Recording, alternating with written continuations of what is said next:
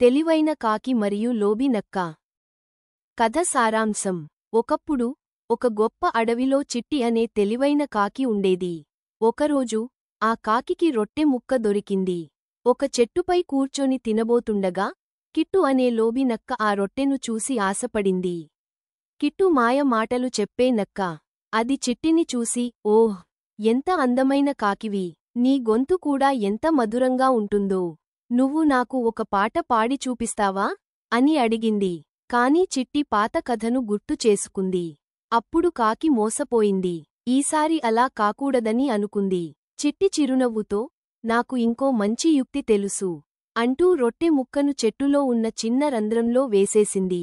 Kit ఆశ్చర్యపోయింది. ఇలా ఎందుకు చేశావు అని అడిగింది. చిట్టి నవ్వుతూ, నీవు మోసగాడివని నాకు తెలుసు. గతంలో మోసపోయాను, కాని ఇప్పుడు తెలివిగా ఉన్నాను అంది. కిట్టు నిరాశగా వెళ్ళిపోయింది. చిట్టి హాయిగా రొట్టెను ఆస్వాదించింది.